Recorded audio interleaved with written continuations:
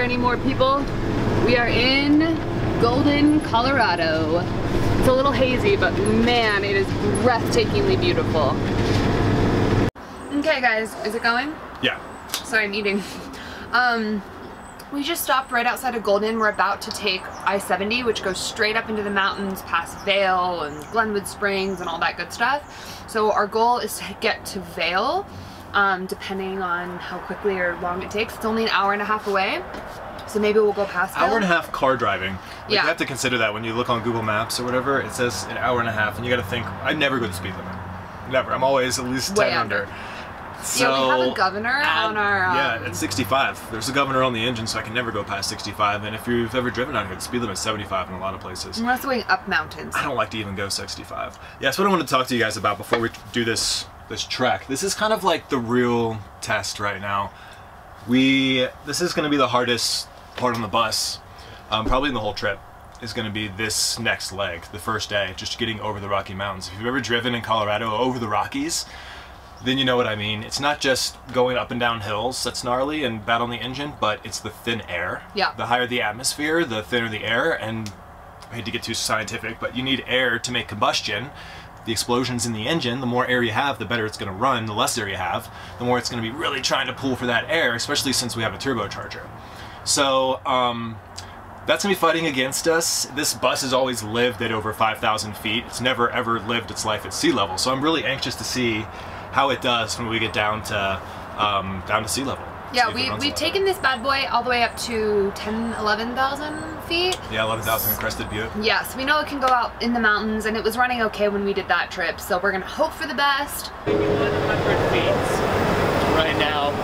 The engine's not getting a ton of air, so I've been running with the hazards on for quite a while. I'm only going 40 in a 65, so. Well, it's all right. My life moves at a different pace. It gives me more time to absorb the view. Yeah, look at that view. We're literally in the clouds over here.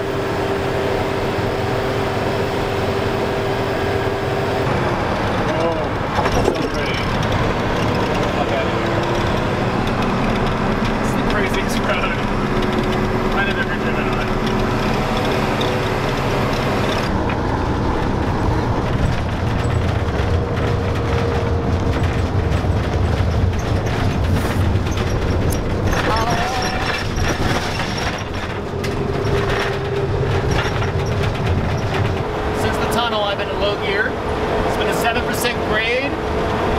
Soul chat with you guys later about things you really need to know before going into this lifestyle. Things you have to know about driving a heavy vehicle like this. It's like, man, if you didn't know about low gear, my brakes would have gone out a long time ago. Oh, you're kidding. So pretty. So pretty.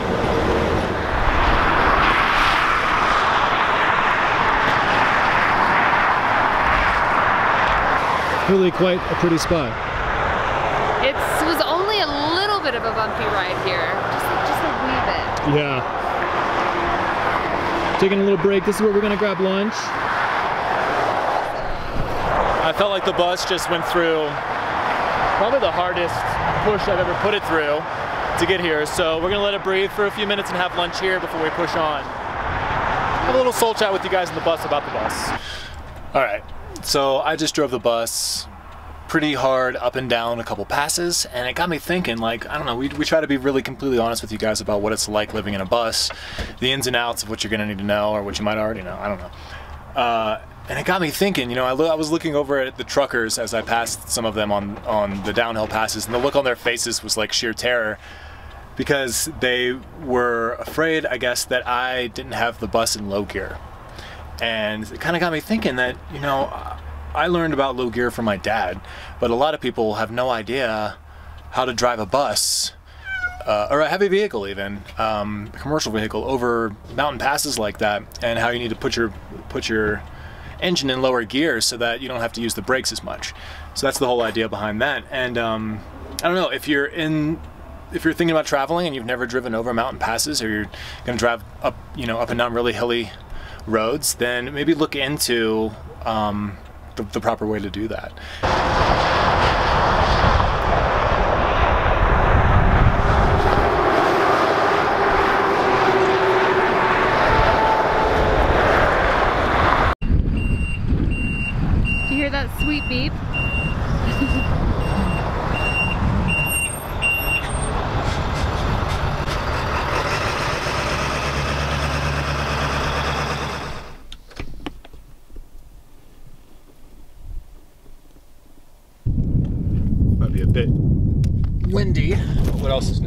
Okay, so we were just talking. We're making pretty good time today. It's like 2 o'clock. Yeah. 2:45. So Moab is 111 miles away from here. We originally were gonna stay in Grand Junction, but now we're here a little early. I don't know. Yeah. When I was driving through the town, it didn't look like there was too much to offer poor people like us who don't just want to go to a bar. Mm-hmm. Yeah, and we might make a little black tea or something because I'm starting to get sleepy. I didn't sleep super well last night.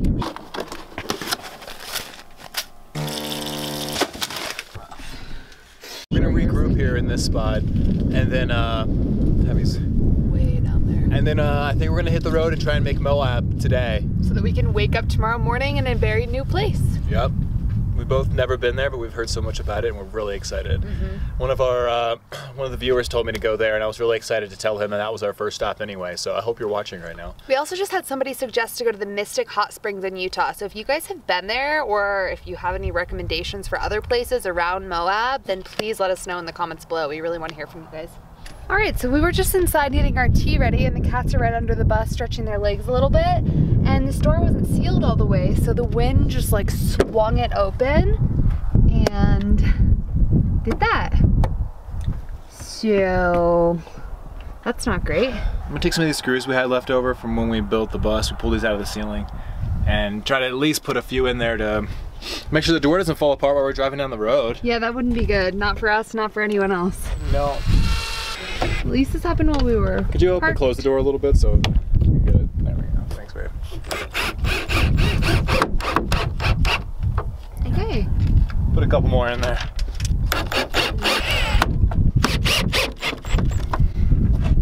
Okay. All right. We're less than a mile from Utah. Look at that. Utah is gorgeous.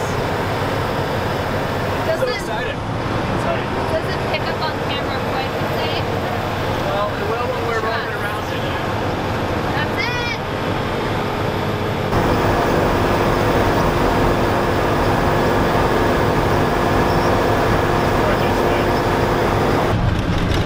That is a welcome sight to a schoolie. Diesel, diesel.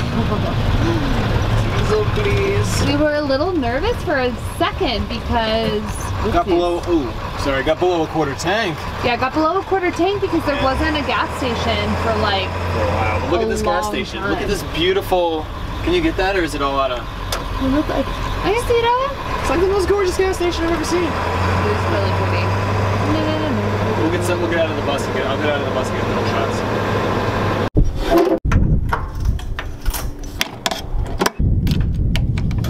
Yeah, can you put them out in front like you're showing them off to me? Your nails, other side. Ooh, that's sexy. You're sexy. I want to get some. Would you mind holding this? I'm gonna get some beauty shots of the bus in the background. You're the beauty shot. You literally beauty looks shot. like Turn you the look like camera a around. glistening angel right now.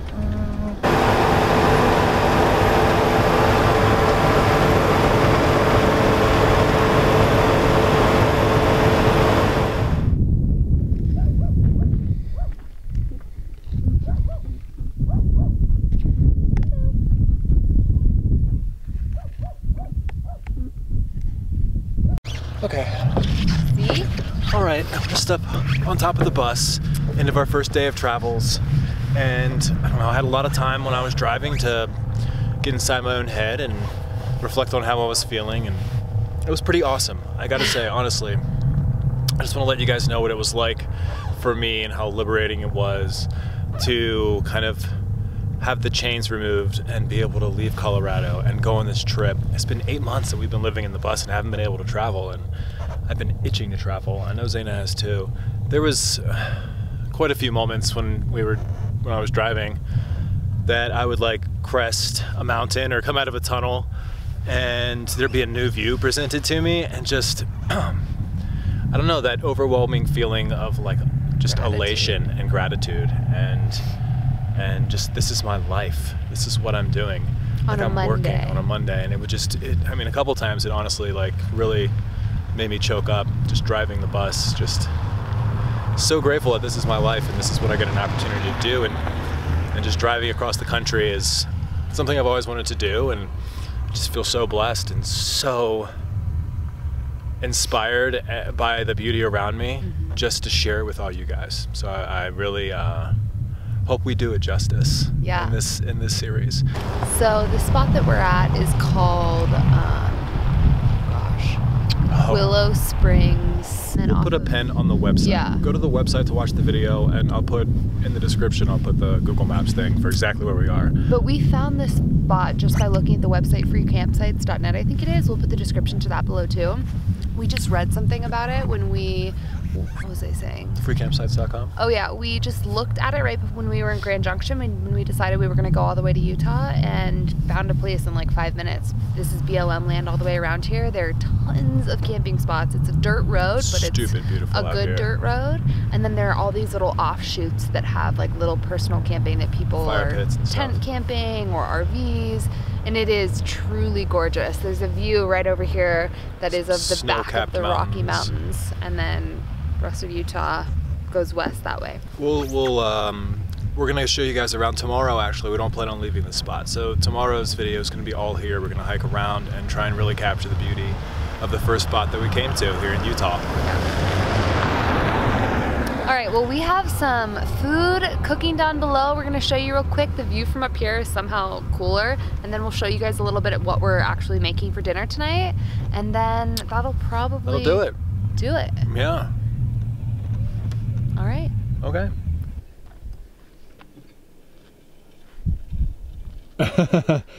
Is that how you act like you're cooking? I'm ready, babe.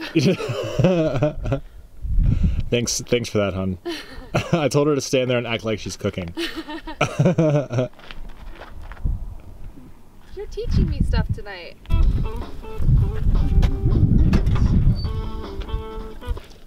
Okay, you want to run us through the outdoor kitchen, babe? Okay, so we have our pot with water.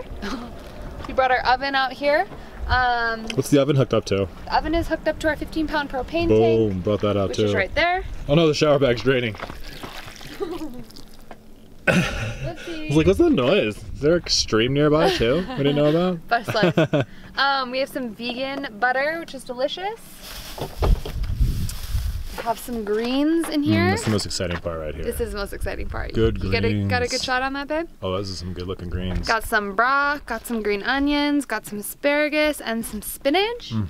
And then this corn is like kind of at its point, so we need to do corn, and then we have an onion, and for the best part,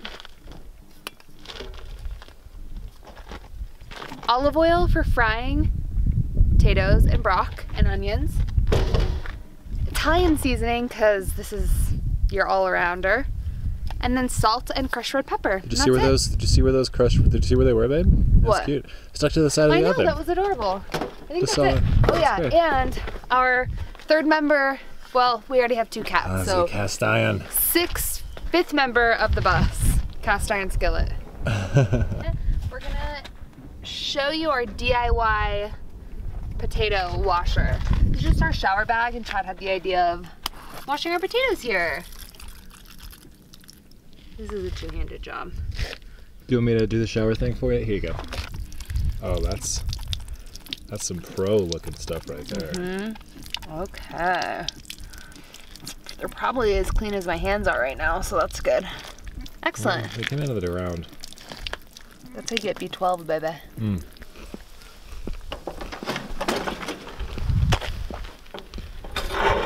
Okay, so how long are these gonna go in for? You got it? I got it. Look at the sunset. I'm afraid my broccoli's burning. It's not. Burning broccoli. I promise. All right. Does that look good? Is this high production? This is our light. This is Okay, that high production. All right, well, we're beat. It was a long day. We ate dinner. It was awesome, but Akina snuck out, so we spent the rest of the night just chasing her down. So now we're gonna It only took like 15 minutes, though. Don't fear. No fear. Yeah, that was the rest Some of our night. Some people are gonna be like. That was the rest of our night. Well, what about your tea right next to you, crazy? Oh yeah, we're about to drink some tea, and we're gonna watch some Wild China on our big screen down here. Wild China is by Planet Earth, right? BBC Earth. BBC Earth. Really excited, and yeah, look at all of our crazy amenities. Flat screen. We're good to go. Got the Blu-ray player. And then tomorrow we're going to explore this area. It's going to be a really awesome video. I'm really excited about it. I'm excited for every video that's going to come out. And honestly, you guys should be too. So we'll see you tomorrow, bright and early. I think we're going to do a morning one, right? Morning routine video? Morning routine video. Why Let's not? do the morning routine. Let's do our morning routine tomorrow. All right. See you soon, guys. See you soon, guys.